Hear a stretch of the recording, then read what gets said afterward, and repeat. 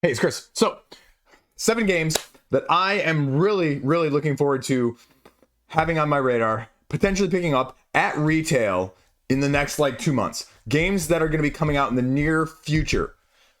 Now, hear me out. Mostly retail only. A few came from crowdfunding though. But this is the retail video.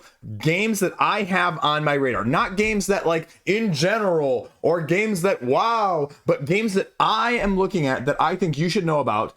A few that you have probably already heard of, known about, or had on your radar in the past that need a little bit of a sprucing up to see whether or not you like them now again.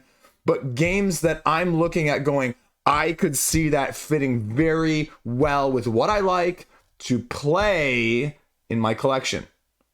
Very distinct importance there. Not just to have in my collection, right? You have those games too. You know what I'm talking about. But we're talking about owning and playing. So, 7 games. What do you need to know? Let's do it. Number one here. Talked about it before.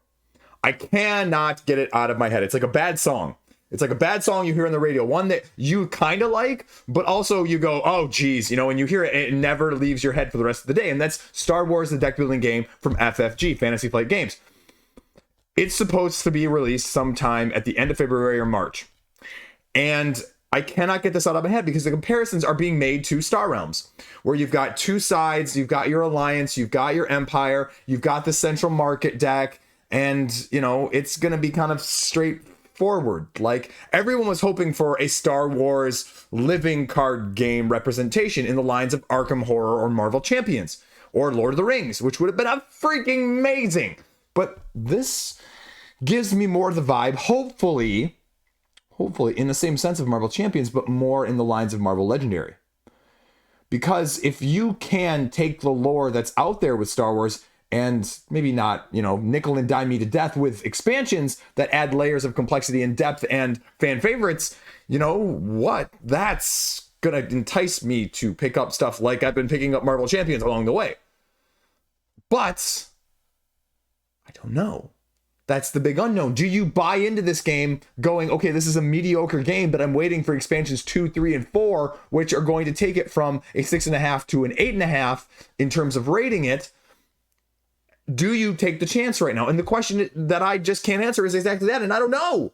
I've had it in my wish list cart over at Cool Stuff, over at Game Nerds, over at, Miniature Market several times.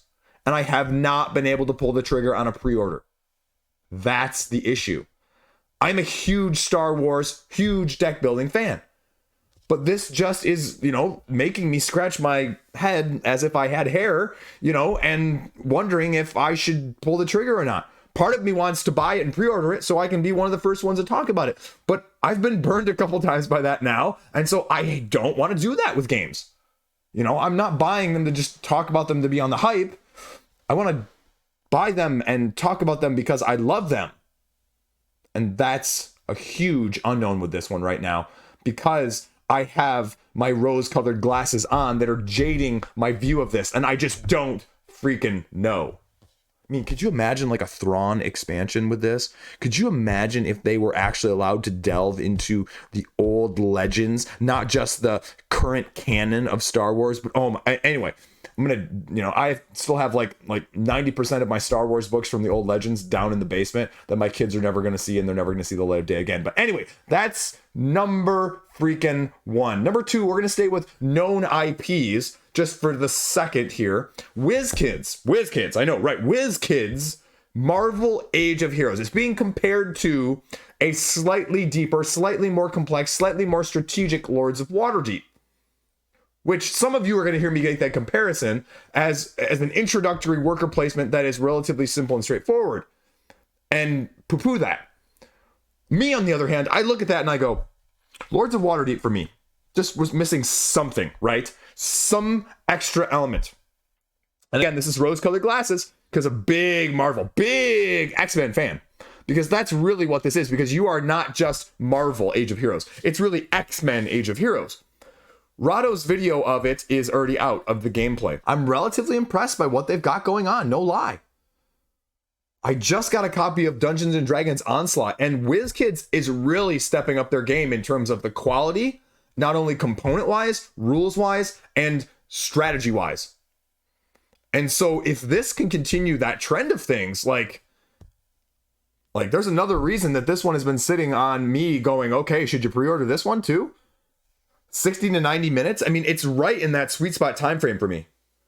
With a little bit of depth, a lot of bit of tactical nature in a worker placement game with X-Men. Oh, by the way, did I mention full color acrylic standees? Oh, you know I'm interested, especially from that aspect of things. Iconic X-Men characters, shared market, influence heroes that are most useful to your strategy. Scenarios evolve, characters will as well. Special evolution cards, new abilities, new scoring conditions. It just strikes everything in terms of vibe with those keywords. But that's the question, right? Is it more than just the keywords that we're getting there that it's evoking that feeling of? Is it going to give the same feeling when it hits the table? And that's why it's on this list as number 2, right? You can't not hear that and be interested. Okay, let's change the order up though for number 3. Number 3, let's just stay with the big known IPs, right? Gears of War, the card game IP. Steamforged Games coming to retail as a 2-player head-to-head Battlefield analog card game. Huge IP. That's all we know though. By the description on Board Game Geek alone, it gives me the feeling, the thematic incorporation of more of an Undaunted. Hear me out. Hear me out here for a second. Undaunted. Very, very well thought of 2-player skirmish game, World War II. Card driven, but highly tactical with high amounts of strategy. But not really a war game. Similar vibe, but slight nuance difference. You have decisions in narrative scenarios that have consequences on the battlefield that follows you along. Make your cards work together, fight together, stand together. Each win or loss affecting the contents of your deck for the next scenario. Are you going to side with the coalition? Are you going to side with the horde? Which side do you play as? How do you want to do it? Can you make a couple versions, a couple expansions like Undaunted? They follow the structure that they've already laid down for you in terms of the foundation of what your game could be in terms of the core mechanisms, right? Like this hobby, just like a lot of other hobbies, movies, video games, everything else, right? Like mimicry, copying is the best form of flattery. You see someone else do it really well, and then you do your spin on it additionally. That's what I'm looking at for this, and that's why I think you should have this one on your radar, because there's not going to be any FOMO with this one. It's like $35 at retail. So, yeah, definitely give it a look-see if you have any interest from that side of things. So those are the big ones. Those are the big IPs that you may have known about, heard about, or are familiar with. The next 4, one of which I guarantee you've heard of. Maybe. The other 3 I'm bringing to you because I think you would like them. If you're watching this channel, you like what I like, you have similar tastes, these are the 4 that I'm saying, give these a look-see and let me know what you think. The first one of these, number 4, is Qawale. Hear me out. Gimmick is putting out this, right now as we speak, abstract style, talk-esque vibe game. This is a very intriguing game for me. You're trying to get tic-tac-toe 4 in a row, but you have to do so through stack laying as you're going across the board. All you do is you move a pile, leave a pebble, and each space that you cross, first one to line up 4 from top down, just like talk, wins. Slight variation of talk? Slight variation of talk. Speaking of standing on the shoulders of awesome games, that is one of the best abstracts of all time. I don't say that lightly. Even though it's more recent than any of its other predecessors that are similar vibe, Hive, Looking at You, Czar, those sorts of games. That's what this gives me vibes of. And I love abstracts. And for me to be excited about an abstract this much, there really hasn't been anything recently. There really hasn't been a whole lot pure abstract that I've been this interested in in the last 1.5 years or 2 years almost. So take that for what you will, but that's why it's the next one on this list.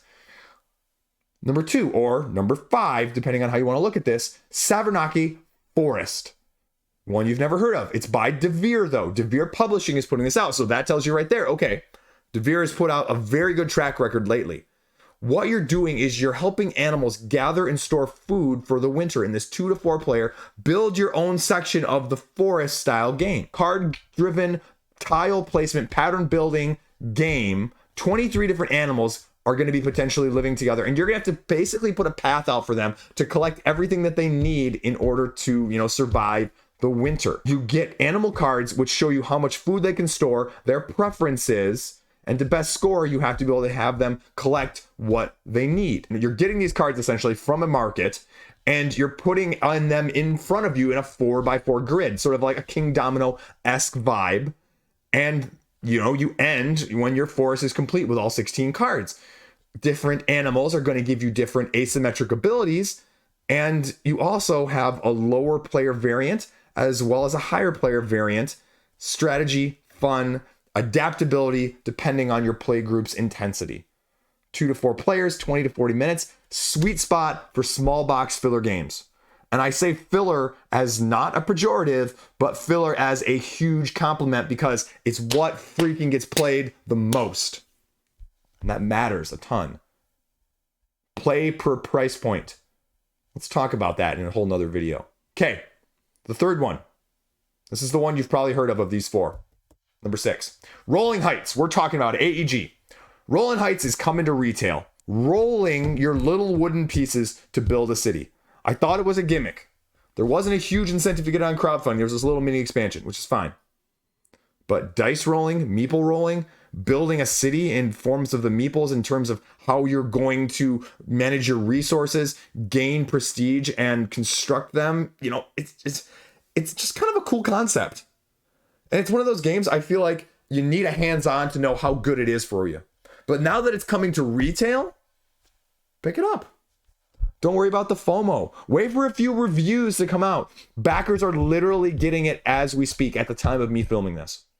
So, there's only 107 ratings and 68 comments on Board Game Geek at the time of me filming this, but I guarantee by the time you're watching this, there will probably at least be like 25 to 50% more. Okay, I'm just making that number up, but there will be more, so you will have more information. There'll be a couple more videos probably. There'll be a couple more written reviews by backers, by content creators. AEG, puts it out there for them. And so expect that to be in the near future as one to know, okay, is this one that, it's more than just a cool gimmick. It's a cool gimmick that works. Because again, 1 to 4 players, 45 to 60 minutes. Can't discount that. So there you go. Last one up. You haven't heard of this one. Again, I'm going to give Devere credit. This one seems incredibly solid. 1 to 4 players, 90-ish minutes for the playtime lister right now. Ierusalem Anno Domini. It's Jerusalem. You are taking on in Jerusalem as the crowd gathers at the city gates, welcoming Jesus of Nazareth.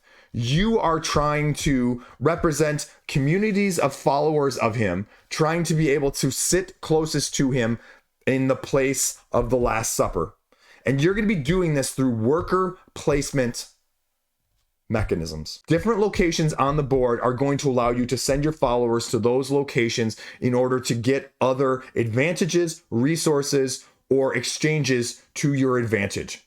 But the main element they say in this game is going to be the card play, with symbols corresponding to the locations, but when you play them, it creates unique combinations that bring the apostles to the table, and the optimal placement of your followers around those apostles is going to, essentially allow you to manipulate the most victory at the end of the game.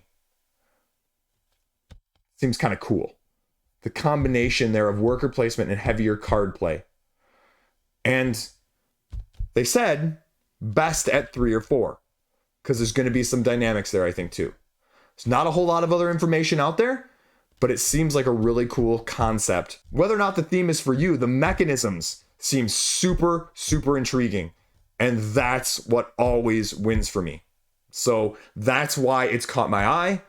And I'm really intrigued to see what the final product looks like as well. So there you go. 7 games, no honorable mentions, no spoilers here at the end, nothing else to talk about, but those are the ones because, upcoming, what do you need to know and what should be on your radar if you're anything like me? I mean, I got plenty of stuff we can talk about in the middle of the summer and fall still. I got a couple there, but I decided not to throw those in here because, we're looking more immediate future, not like the next 6 months. I can do that too if you want, but let me know what you think. What did I miss? What else is on your radar at retail in the near future? I mean, I didn't talk about things like the other FFG expansions for Marvel Champions. I didn't talk about the upcoming Summoner War expansions for 2nd edition. I'm looking at Shadow Elves very, very heavily, as well as the High Elf faction, things like that. But those are, again, something I'm interested in. But there's always the comment section. Let me know what you think. Patreon, subscribe, do it. 7K. Woo! Have a great day. Stay classy. See you around.